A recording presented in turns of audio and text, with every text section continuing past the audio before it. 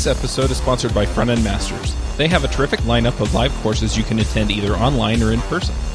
They also have a terrific backlog of courses you can watch, including JavaScript the Good Parts, Build Web Applications with Node.js, AngularJS in Depth, and Advanced JavaScript. You can go check them out at frontendmasters.com. This episode is sponsored by Hired.com. Every week on Hired, they run an auction where over 1,000 tech companies in San Francisco, New York, and LA bid on JavaScript developers, providing them with salary and equity up front. The average JavaScript developer gets an average of 5 to 15 introductory offers and an average salary offer of $130,000 a year. Users can either accept an offer and go right into interviewing with the company or deny them without any continuing obligations. It's totally free for users, and when you're hired, they also give you a $1,000 bonus as a thank you for using them. But if you use the JavaScript Jabber link, you'll get a $2,000 bonus instead. Finally, if you're not looking for a job but know someone who is, you can refer them to Hired and get a $1,337 bonus if they accept a job. Go sign up at hired.com/JavaScriptJabber.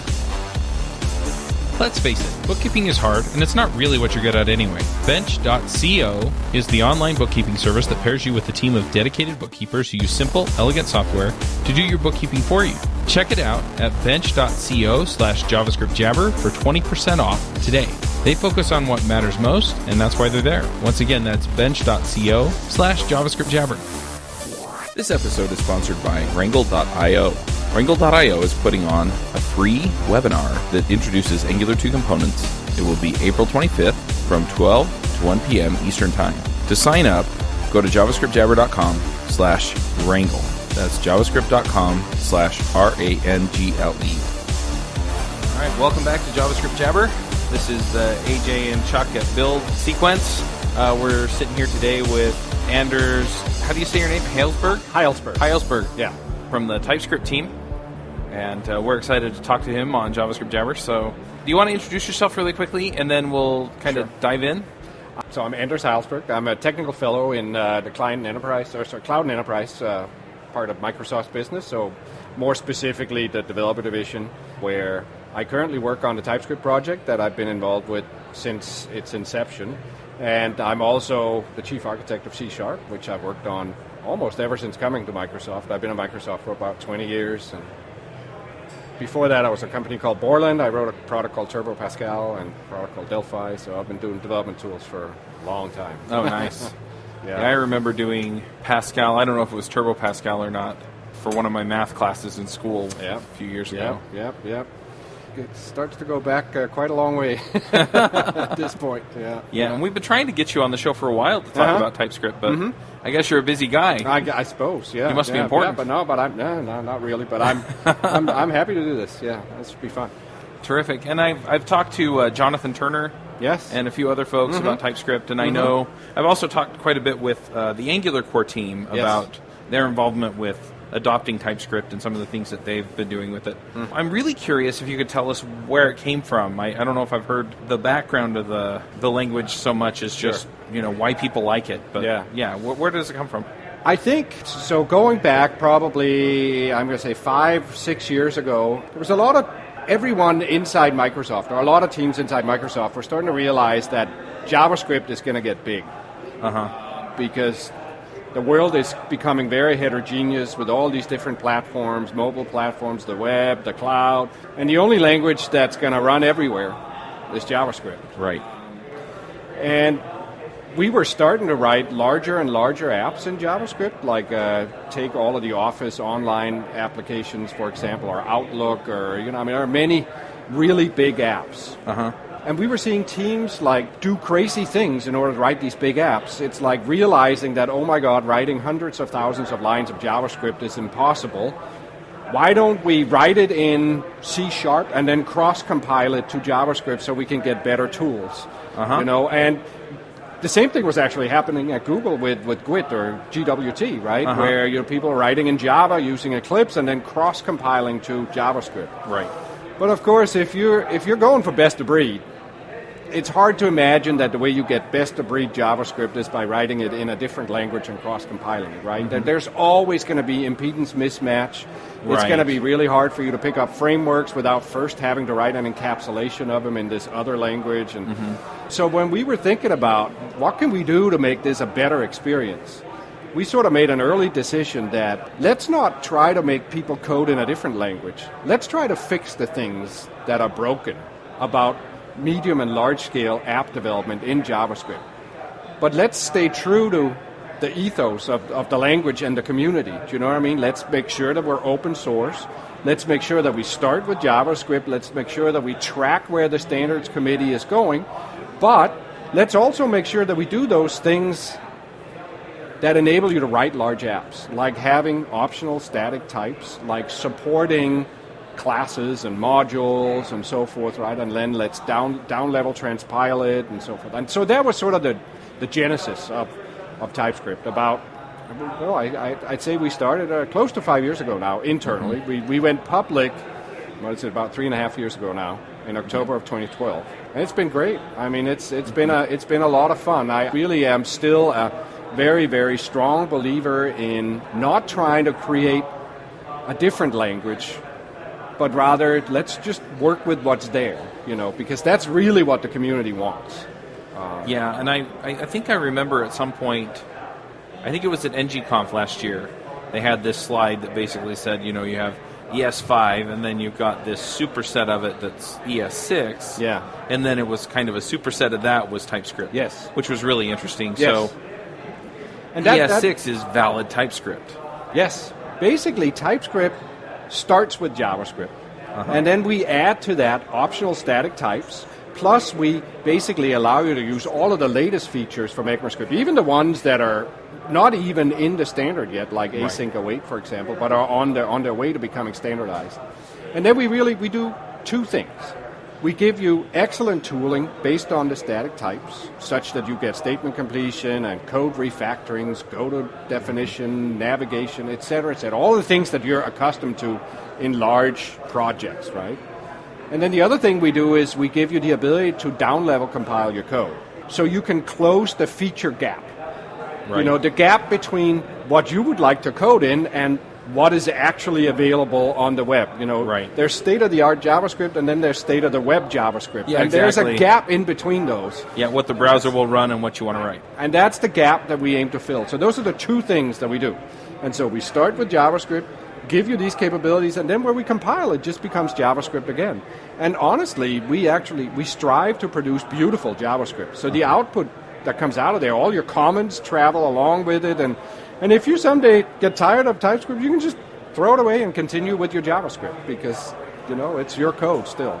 Yeah, Rob Wormald yesterday when we talked to him actually said the ES5 that comes out of TypeScript is probably better ES5 than you would write. And I thought that was fairly interesting. There are certain idioms, right, that like the way you do classes and so forth, that we've gone through a lot of effort to find the best practices and encode them in our emitter, so yeah. So one of the things that I hear people complain about, of course, before they use TypeScript, but they look at it and they go, static types in JavaScript. Yeah. It's like ooh, you got types on my dynamic language. Yeah. And I'm wondering, what do you see as the advantages of having static typing, or optional static typing, is more appropriate to say about TypeScript? Yeah. In TypeScript versus what's in JavaScript, what problems does it solve? There are several things that it helps you do. When a code base gets to be beyond a certain size, let's just say, for the sake of argument, a couple of 1,000 lines of code, right? Mm-hmm. It gets increasingly hard to do project-wide things like refactorings. Let's say I have a property called name on this kind of object. Now, sadly, I have lots of other things called name in my code base. I want to change this one here to be full name or last name or whatever, but I don't want to change all of the other things called name, right? Mm-hmm. In JavaScript, without semantic understanding of what your code does, your only choice is a global search and replace, which almost is guaranteed to get it wrong, right? Or manually visit every place where the identifier name occurs and decide whether this is the one I'm renaming or not. Right. That's madness, right? And the larger your code base gets, the slower you go, right? Mm-hmm. And these are the kinds of problems that compilers and language services are excellent at reasoning about, but they need help. Right. They need you to say, this name is different from that name, and the way you say that is by adding types. And if you add types to everything, and now it doesn't mean that you have to explicitly add the types. In most cases, we can infer the types. As long as you add a type up here, then we can flow the type through your expressions and through your statements and through your property accesses, and then we can understand just from a single annotation what all of the types in a function are, often. Right. And then we can give you safe refactorings. And I do this daily. Like say the TypeScript compiler is now close to 100,000 lines. The compiler and the language services that go along with plugging it into Visual Studio and all of the other editors, right? And with regularity, we refactor across the entire code base. I need to rename this property here. Poof! It just did the 57 places it occurred, even though it had a very common name, but all these other places were left alone, right? So I guess I'm wondering, I can see what you're saying, but I don't quite make the connection in the sense that if I have, say, 10 different classes that all have a name property on them, and all those name properties are string, are you talking about the optional typing on the name property that are all strings, or optional typing on the class itself? No, the class. It's actually there. You don't even have to give it a type. The fact that you declared a name property inside this class and inside this other class, well, we know that those are two different name properties. And if you say rename this one, then we can rename it in all the places where you are dotting off an instance of that class, right? But not the other one, right? So I annotate in my other functions and things that I'm expecting a person type. Exactly. And so then it knows, okay, so since I know this is a person type and you're refactoring on the person type, the name property, then I can back right up. Okay, I just wanted to clarify that. So that's one of the advantages. Another one, of course, is just sort of the ability to easily navigate around in big code bases. When you're... Here's a call to its function called foo. Oh, let me see what foo does. I want to just press F12 or whatever and jump there. Well, that, again, you need to know which foo. Right. If it has a common name, then there could be many, and we can't jump you to the right one, right? Statement completion. Knowing what properties could I write here. Like if I'm working with jQuery, I don't remember the entire API. Tell me. When I press dot, just show me what could go here, and I'll pick the right one. Documentation. If you're writing a framework, say, or a big code base, you probably want to document what you meant here so that when another developer comes in later, they don't have to start all over and actually deeply understand every bit of the code before they can make even the minutest little change, right? So there are many things that this helps with. One other question that I have about TypeScript, and I think I know the answer to this, but in JavaScript, one of the nice things about having things be dynamic is that if two different object types or two different classes have the same function or the same property on them, then I can pass either one in and call .name on it, right? Yes. So can you annotate in your function that it should be a person or some other type that has name on it? Yes. In fact, not only that, but the whole way the type system is built in TypeScript is that it's a structural type system. And that means that it's really a formalization of duck typing, if you will. Yeah. You can declare an interface, or just, an interface type, and say it has a name and an age property. A name is of type string, and age is of type number.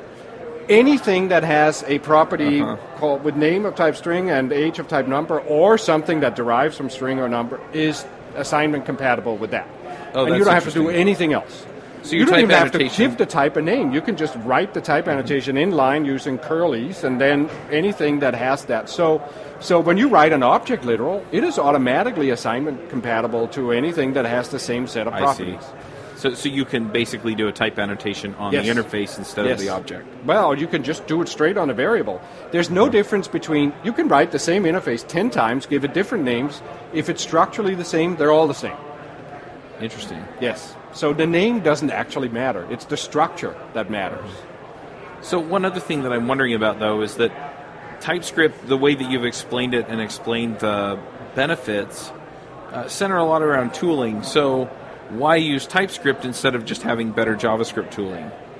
Well, TypeScript is better JavaScript tooling. Okay. Because it starts with JavaScript, right? But then you realize, and I think we're not the only ones to realize, that in order for the tooling to get really smart, you need to know more about the code than is apparent in the code itself. Okay. Now you can start thinking about places to put that information. You can put it in a different file. That's probably not a good idea. Now you have two files Right. to keep in sync. You could put it in comments. That might be a good idea. Google Closure does that, right, with JSDoc annotations, but Yeah, it's It's nice not until your comments get out of sync. exactly, and it's not a great place to host a type system, right? So Yeah. why not just allow you to add type annotations to the code itself, right? And we talked about this other thing earlier, this thing called the feature gap in JavaScript. And because of the feature gap, a lot of modern JavaScript dev shops use a transpiler of some sort. Yes. Like either TypeScript or Babel or whatever. And honestly, if you have a transpiler in your tool chain anyway, then why Why not inform it, right? also get all of these other benefits that we can deliver through type annotations, right? So to me, that is just a slam dunk. I mean, I don't see why you wouldn't. So we get to the point where we're like, okay, so we're going to build TypeScript and it's going to solve these problems. It's going to make tooling easier. How do you actually turn it into a language that people can use? Well, so I've been doing programming languages now for 35 years, so I know a few things about what works and what doesn't. But even so, the thing that intrigued me about this project is that it's a very different way of thinking about type systems. You know, type systems traditionally have been for correctness, of course, but it's also very much been about gathering information that then you use when you emit the code, right? Like, and so you need to know what the type of this variable is, so you know what kind of machine instruction to use, How much memory to allocate. exactly, all of these things, right? But then what's happened in the last decade or two is that compilers have actually changed fundamentally, or the way we use compilers has changed. It's been a very gradual shift, so no one's really noticed, but compilers have become these things that are actually behind our editors and guide our every interaction with our code and help us. They serve up helpful hints, they red squigglies, they do all these things for us, right? But below all of that is a compiler. But the compiler is very different. It's not your traditional command line compiler with a code generator backend. Right. It's a piece of machinery that has all the same components, but is built more like an API that can be plugged into an editor, that can work highly incrementally, and in the case of TypeScript, that actually doesn't guide the code generation because we generate source in a sense. Well, it guides it somewhat, but not really, right? And so, in a sense, what we have here is a type system for tooling and productivity's sake. And it turns out that there's so much of the job that a compiler does is now that it's actually valuable in and of itself now as a new thing, and that's sort of what's interesting about this opportunity, because it's new. That hasn't really been the case before. Right, where it breaks it down into an abstract syntax tree. Oh yeah, no, our compiler is well, it's just like any other compiler, and then in many ways it's very different. It's actually I think a beautiful piece of engineering, because if you had told me 5 or 10 years ago that, Anders, in 5 or 10 years you're going to be writing compilers in JavaScript that can handle hundreds of thousands of lines of code and keep up with the user typing and provide, I would have gone, there's no way that's going to happen. Right. And here it is, and it's happening. And that speaks to a couple of things. First, the tremendous evolution that JavaScript runtimes have gone through, and like the wonderful work that Google has done with V8, for example, and that we've done in our Chakra engine, and the capabilities now and speed that you can get with JavaScript that we all previously thought was never going to be possible, right? But then also we have actually thought very, very deep and hard about how to make a compiler sing in that kind of an environment. And so our compiler in some ways is built as a traditional, there's a scanner, there's a parser, it builds abstract syntax trees, but then it starts to look very different thereafter. We build these immutable ASTs, and then we cache them per each file in your project. Okay. And as long as you're not modifying that file, we can just keep the AST around. And so if you have a 200-file project and you're just typing in one file, that's the only file that we build new ASTs for. Right. Then we furthermore say, well, if we have the old AST around and we know where in the file you were editing, then we can use pieces of the old AST also. So really, all we're changing is the little corner of the AST that you're roaming in, and then the spine going up, because we use an immutable data structure to stitch together a new tree from the old tree. And then we run the type checker on that. But of course, we can't type check all of it. Right. If you're saying dot, and now you need to know what is the type of this thing, well, then we just analyze just enough. So our compiler is what we call a pull mode compiler. Like, compilers traditionally start top down and analyze everything and build a big simple table and whatever. Our compiler is totally different. You start inside out, you sort of helicopter into the middle of a piece of code and say, I'd like to know what the type is right here. And then we incrementally bind just enough to deliver the answer quickly. That's amazing. And that is... No school teaches you how to write a compiler that way today. I mean, there's lots of schools that teach you about writing compilers, but they don't teach you about writing those kinds of compilers. Well, it's because those kinds of compilers are all about the resulting, machine code. They're about a whole... It's about the new way of using compilers that I talked about earlier, right? It's compilers for tooling's sake, which is a different thing than compilers for code generators' sake, So as I understand it, when you run the TypeScript compiler, that's, at least the way I used it with the tooling setup I had in Vim, it ran as a server, not as a one-time thing, because it had to keep all these caches and do all that. Because if you try to run it just once, it's really slow, so you have to have that server so it can have those caches and doesn't have to recheck everything every time. Now, a couple of times. First of all, if you run it once, it's not actually really slow. The original compiler that we had was about 5 times slower than the compiler that we have now. We actually did a complete rewrite of the code base about 2 years ago, and then the code base we're on now is very, very fast. I mean, the compiler compiles itself in 2 or 3 seconds, and that's 100,000 lines of code. The compiler compiles itself. Well, of course, it's all written in TypeScript, right? Well, So that's fast for a compiler. But you're right that what we do is we package a version of the compiler as a node module called TS Server, which you can run as a separate process, and then you can talk JSON to it. And that's what our VS Code plugin does, our Sublime Text plugin does, and literally the editor, you then write an editor plugin, and all it's saying is, I'm in file this and that on line 214, column 17, the user just pressed dot, I'd like to know what to show him.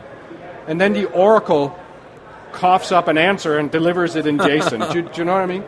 And the Oracle, in this case the compiler, is actually keeping a mirror state of your entire project. It's known from crawling up your directory tree, where's the TS config. From that we can figure out what's all of the files, then we can load them up, build ASTs, and hold them in a separate process. And then just be told about the little changes you're making and updating our image there, and then we're able to cough up answers on millisecond scale, right? Which is fascinating, really. I mean, it's so much fun to work on. That's just amazing. Yeah. So that's how we're building the compiler, actually. So there's the command line compiler, but that's really just one way you might use it. And of course, we also support watch mode. It's very popular in JavaScript tool chains to, everyone wants to just have the experience of edit, save, refresh in the browser, right? Yeah. And if you put on autosave, you don't even have to save. You just go refresh. And we know full well that we need to support that. And so you can run the TypeScript compiler in watch mode, where it basically sits and just watches file system change events. And whenever they occur, it recompiles just that file, re-emits and whatever. And so you can just have the same workflow that you've always had. Plus, we're also embeddable, so tools like Webpack can use us at packaging time, or loaders like System.js can use us as a in-browser transpiler at runtime, which is a dev setup that's popular with Angular. So, you never compile. The compile happens as the file is downloaded to the browser. Right. Of course, you wouldn't do that in a production environment, but for development, it's actually super handy. That's just cool. So, if I just want to stick with ES5, but are there any features of TypeScript I can use without having it be TypeScript? Like, is there anything I can use from the tooling of TypeScript without actually adding things that change the syntax. You want the artifact to be ECMAScript, is what you're saying, but you want some of these benefits. Yeah, like I really don't like, I don't do Babel, I don't like transpilers, I don't like having my tool change. Sure. And I mean, it gets complicated. I understand. But I really love the idea of adding, what would you call it, strong typing? Or what's firm typing? You know, like where it's not really typed, but it's typed enough to give you tooling benefits. So one of the things that we've worked on most recently, and that we released actually in version 1.8, which is now in Visual Studio Code and in Sublime Text, is the ability to use the TypeScript compiler to analyze JavaScript and to give you help on pure unannotated JavaScript. And there's a limit to how far we can go. But one of the things that has happened in the TypeScript community, because of its sort of popularity over the last few years, a lot of people have written down what we call declaration files or typings for all of the popular JavaScript frameworks, like jQuery, like Lodash, like Angular, like React, like I mean, you name it. Sure. You know, it's all collected on a GitHub site called Definitely Typed, and we're more than 1,500 declaration files there now for every popular JavaScript framework. And all of that information, it is describing how the JavaScript works, right? And so wouldn't it be nice if we could actually use that even if you're writing JavaScript, right? And it turns out that we can. So now we allow you to basically drop a tsconfig file in your root JavaScript directory and then just tell the compiler which libraries you're using or which typings you should include. And now when you're sitting in JavaScript, you type $, then poof, all of a sudden the Oracle kicks in and shows you everything that could go here. And it keeps going as you're dotting because we can infer types.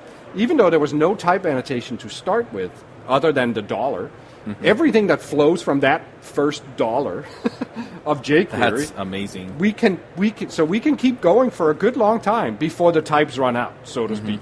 But at some point they run out. And if you're unwilling to put type annotations, then there's not much more we can do. Well, but one thing that we do now is we actually slurp up JSDoc type annotations also. Okay, that's something I'd be interested in. Okay, great. Well, it's in the shipping product right now, so go check it out. I actually demoed it in my talk yesterday. So what is the tsconfig file? It's just a file that tells you that this is the root of a project, and then it tells you what are the options that you want to enable on the compiler, like what things do you know, and which files should it look at. Just so it doesn't go hog wild and look at it. I mean, it's like there may be a lot of JavaScript files around here that are not necessarily part of how you're going to package your program. Do you know what I mean? You got to tell us which files. Then we can deliver all of this. So is something like jQuery, where it's not written in TypeScript, is it basically like you take as if it had JSDoc annotations and then export that out to a meta file or a metadata? Yeah, well, that was what I was talking about, like the declaration files that you can find on Definitely Typed. Okay. So there's a file called jQuery.d.ts. Okay. That you can just drop. So one of the ways you use TypeScript typically is you put a tsconfig file in your root directory. Then in there you can say specifically what files to include, and you could just say, no, include all files except for these directories. Right. So that's sort of the default mode. So basically it just says anything that sits in this tree, I'm going to look at. And so as long as you drop a jQuery.d.ts into some subdirectory somewhere underneath your root, like a directory called typings, for example, right? Okay. Then we'll pick it up automatically as you're sitting there typing your JavaScript, and then we'll give you statement completion if we can figure out a type. And if we can't figure out a type, then you can add a JSDoc annotation, and then we'll pick that up and then go from there. Okay, cool. Yep. I like that. I'm glad to know that the JSDoc. And then we actually they also... love you too, AJ. I mean, like, because I really love the idea of it. I really want the tooling. Yeah. I just don't want... No, I understand that point of view. Yeah. I totally do. And we're very much about allowing you to set the dial wherever you want to set the dial. And now we're allowing you to go all the way to 0. Yes. And then you can ramp it up, and you can even mix TypeScript and JavaScript files in the same project if you care to. And then you know it's. I would imagine that at some point there could be complications when you're mixing TypeScript and JavaScript, where you're saying I want this type, but then actually you're requiring a JavaScript file or something. But you know, the funny thing is there isn't actually, because from the type checker's perspective, JavaScript is the same as TypeScript, except there are no type annotations. Oh, but we're already prepared to handle that. That just means that we give it type any. Mm-hmm. Okay. Type any means, you can say anything after. You can say blah dot and anything you want, right? So TypeScript, JavaScript is just like... It's TypeScript that has a whole bunch of anonymous types. Exactly, yep. Well, we have no problem handling that. Yep. And then the one thing that we do now is we say, if you're in a JavaScript file and you have JS-doc annotations, but then let's get it from there. Yeah. That's really the only thing that changed. That is pretty darn amazing. Yeah, it's fun stuff. So are there limitations to TypeScript as far as where you can use it or what you can do with it? Are there things that people do with it where they go, when I try and transpile it, bad? You have to be in a scenario where it makes sense, right? I mean, I think if you're going to write 5 lines of code, it probably isn't worth the effort to get yourself set up with a tool chain and all of that stuff. But the larger your project gets, the more valuable it is. Right. And like I said earlier, by the time you get to a couple of thousand lines of code, it's a slam dunk. Right. It really is. And I think we have enough. I mean, just look at our usage numbers and the testimonials we're getting, and it's pretty clear that we are really delivering some productivity value here. We've actually, over the last year, our download numbers of NPM have gone up about 20x, and we just went over 1 million downloads per month now in February. Wow. Now, of course, these are not individual users. Oh, of course. Right? But it just means that we're becoming a part of a lot of other tools that pre-provision us. Do you know what I mean? And that's really sort of a sign of your adoption by the community, right? Right. So one other thing that I've seen I've been to a bunch of Angular conferences lately. I was at one in Amsterdam. I was at NGConf. I think I was at another one last fall that I'm just not thinking of at the moment. But anyway, a lot of the examples are in TypeScript, and the way that those files are organized is very nice. It's very clean. And one thing that I haven't quite been able to determine is if that's because they're using TypeScript or if it's because they designed it to sort of look that way in TypeScript. Yeah. Well, I mean, it's a combination of things, I think. Because TypeScript filled the feature gap, you are now... Basically, you have permission to write the latest version of ECMAScript. Right. I mean, we're ahead of the standardization committee on certain features. As long as features raise to stage 3 is typically, we go, okay, it's time for us to consider having this as a supported feature, even though it's not actually in the standard yet, right? And so you can write state-of-the-art JavaScript. And that helps, because that means you have modules, you have classes, you have arrow functions, you have a lot of things that make your code look nicer. And then you also have features that are not even in there yet, like decorators that allow you to do dependency injection in Angular, for example, and that certainly looks a lot nicer than having underbar thingies, with strange names that are recognized by the infrastructure. Do you know what I mean? So a lot of that helps. But then also, I think the fact that the extensions that we've added are very, very natural. I mean, our type annotations look like they belong there. Like they were always there. Like they flow totally naturally in the language, right? And our interface declarations look kind of like object literals, right? Except they say types instead of values, and it feels natural. So there's a certain aesthetic to it that I think is there too, Yeah, it does sound like it's a little bit of both. You did mention that anything that makes it into the standard at like stage 3, and we've talking to people here and talking to other people on TC39. I hope people understand how that works, and maybe we should do a show a little more in depth. But if something gets to stage 3, and then they decide not to put it in the spec for whatever reason, do you pull it out of TypeScript?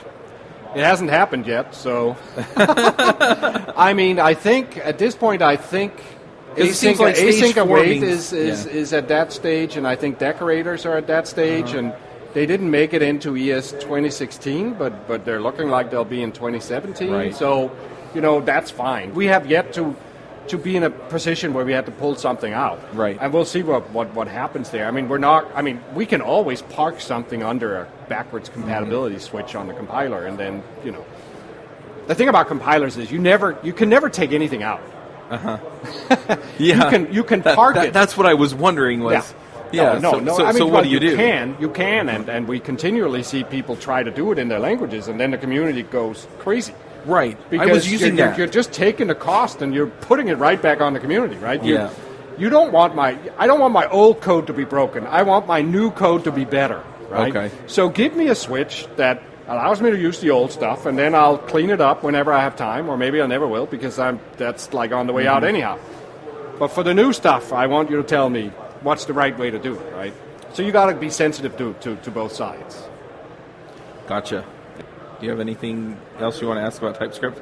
No, because I'm really curious. You mentioned, and then I'm going to change the topic, is why I was giving you a chance, AJ. But language design. What does it take to be a language designer? Because that just seems so fascinating to me, right? I mean, C# or TypeScript or some of these other languages, and you see people, they're designing new functional languages, or they're designing new sort of object-oriented languages where they pick and choose features that they really like from other places, and then you get something that actually kind of works. Yeah. And so I'm curious, as a language designer, like, what skills do you have to have, and what do you do to explore the areas that you could go into and then make decisions that go into a language? Yeah. It's a tough one. A couple of things I would say that have worked for me. One is try to keep it as simple as you can. Okay. Like, don't go for all the bells and whistles, It's because simplicity also means if it's simple, it's easier to understand. Mm-hmm. And it'll also tend to run faster. Right. So small is good. Yeah, but some of those complicated features are very powerful, too. They are. So you got to sort of understand every good language feature typically has more than one use. Okay.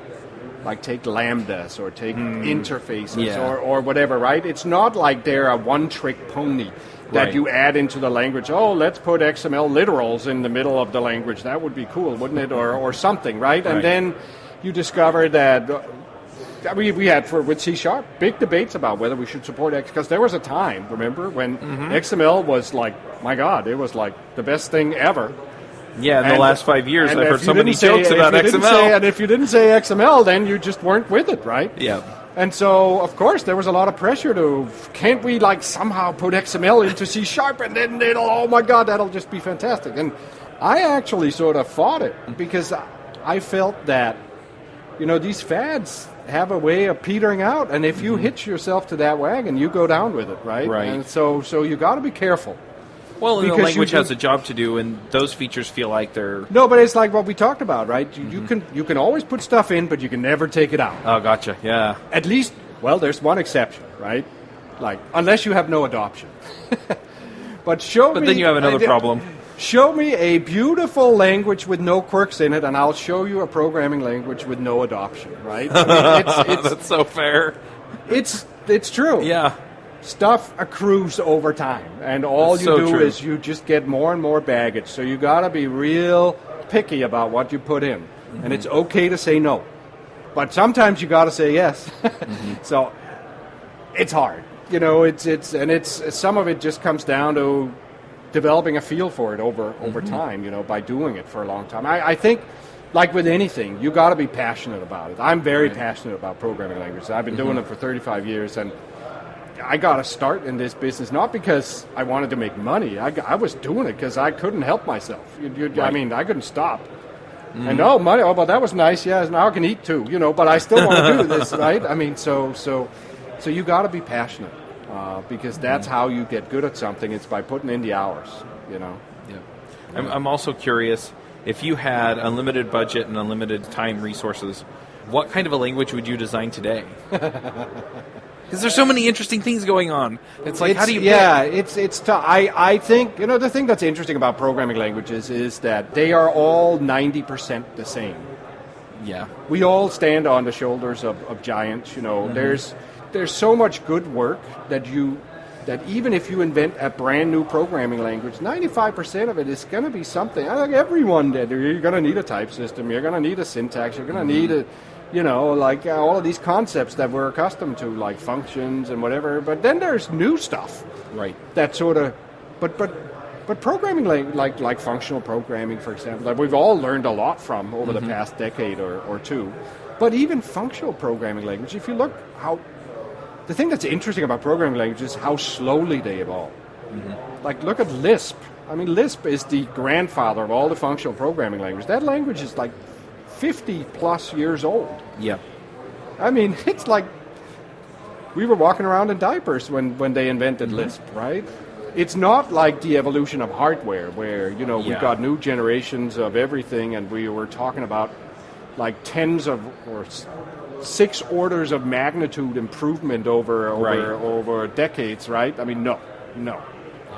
Well, the other thing is you mentioned Lisp, and we see things like Clojure and some of these others that are very similar to Lisp, except they've added a couple of features that make them a little bit more modern, a little bit easier to use. They've added type systems, yeah. Right. Yeah, yep. So, specifically with Clojure, they've added a type system that allows complex types and simple types. And, I mean, you could see that as a major leap forward, but then they really haven't changed Clojure a ton after that. And the next thing will be another, deviation in one direction, and then and that'll be in another few years when somebody says, I like Clojure, but I need this other thing on it. Sure. But I think there's a lot of interesting stuff happening in functional programming that I think we've learned a lot from. Yeah. And certainly when you look at, say, the type system that's in TypeScript, it is actually more closely aligned with functional programming than with object-oriented programming. We support classes, yes. Oh, of course.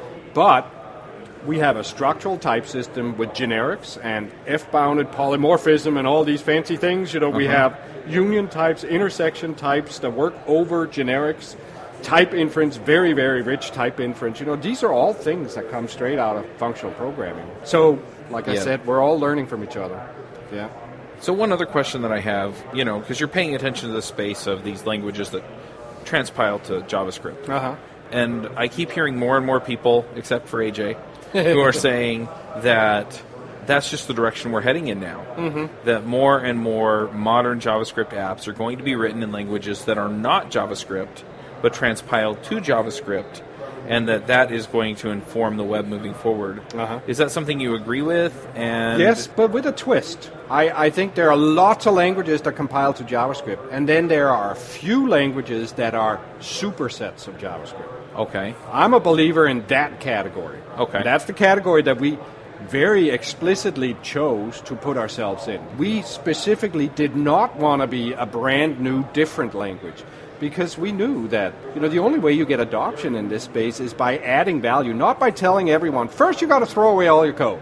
And now let's talk about the value we add, right? Well, okay, you start out with minus 1,000 points right there, and you never win them back, right?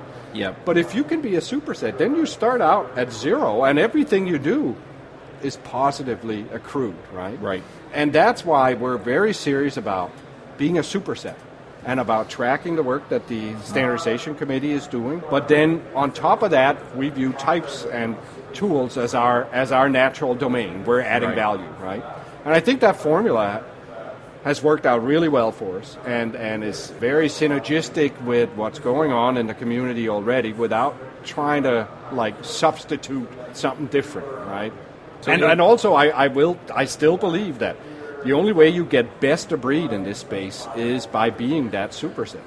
Because if you're some other language, then there's always impedance mismatch. There's always something that I could have done in JavaScript that I can't quite do over here, and now I have to contort myself to try and do it, and it just turns into hackery at that point, right? So now you're just trying to appease some compiler that doesn't really have anything to do with your core problem anymore. Yeah. Now, AJ may be a little surprised to hear me ask this question because I really do like ES6 and TypeScript. Yes. But, the argument has been made that ES6 is a deviation from ES5 and not a superset of ES5.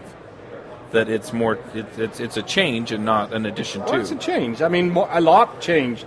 I mean, a lot was overdue, right? I mean, from ES3 to ES5 was 10 years with a failed one in the middle, right?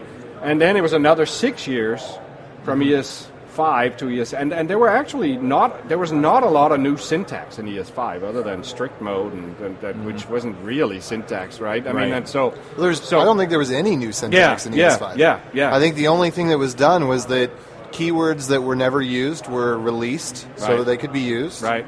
And then things were taken out of the language, like with and eval. Yeah. And then other things would generate silent errors or really weird behavior were corrected. Like I think that if you did new Boolean false, the value would be true.